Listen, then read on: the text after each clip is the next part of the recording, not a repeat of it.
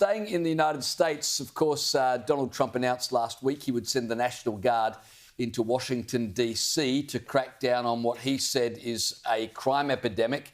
Of course, the authorities in D.C. claim there's nothing to see here, that they've got crime completely under control, although worryingly, the police commissioner, you may remember, didn't understand what a chain of command was when asked by journalists, said, I don't know what that is. If that's any indication as to how policing is being done, then maybe Trump's got a good point. They do need some help.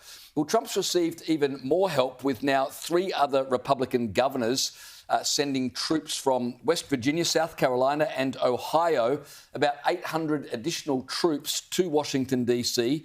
to help. Now, the reason, Joe, this is such a controversy in D.C. is 92% of people in Washington, D.C. voted for Kamala Harris. The other guy, yeah, that's right. So to be supportive of Trump sending in the National Guard to crack down on crime is to admit that the Democrats have failed miserably on crime. So there were protests in the streets protesting Trump sending the National Guard, which is quite hilarious. You've got people protesting That's right. a crackdown on crime. How dare you make our streets safe? Exactly. Is that right? Well, no, but it's not just that. It's actually he's planning a military dictatorship, James. Well, I don't know that's if the you've heard this. accusation, That's yes. right, yes. He's using crime as a pretext he's to going to actually take over the entire his government. authoritarian agenda. I actually had a little millennial. Oh, what are we up to now? Millennials must be like 40 or something, Gen Z or something. Say to me, so do you believe me that Trump's a fascist yet? I'm like, oh, come on, he's just trying to help, you know? He's like Batman. He's just coming here to clean up this town. But that is the accusation is now just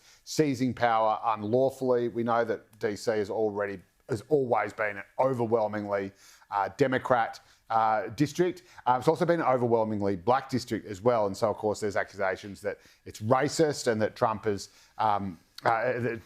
cracking down on, offenders who are often predominantly or disproportionately black. That probably ignores the fact that most victims are also African American. And so, of course, I've always been, it's like with the Black Lives Matter protests. Black Lives Matter, and we're going to show that by setting fire to this black-owned business. It's like, anyway.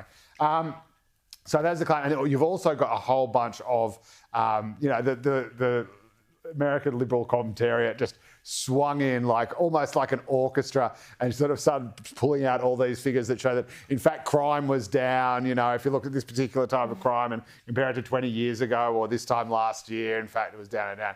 But I think anyone who knows America generally and DC in particular, it is, there are levels of crime that I think would be intolerable in Australia. Well, it shows the disconnect between the elites who are in the media, the academia, the bureaucrats of Washington, D.C. Who live in the nice parts of town. Who live in the nice parts where they're insulated from the results of their own policies, but it's the ordinary folk that have to cop the crime. And you remember last week we talked about a commentator on MSNBC who said, I'm more worried about climate change than about being mugged, which is very much an elitist opinion rather than one that would be on the street. Climate change isn't going to steal your Air Jordans.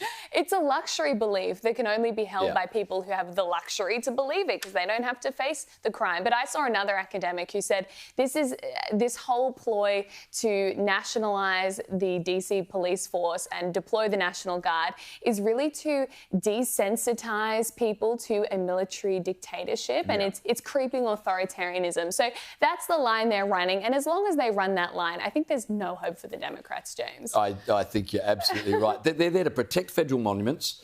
They're there to deter crime by having a visible law enforcement presence.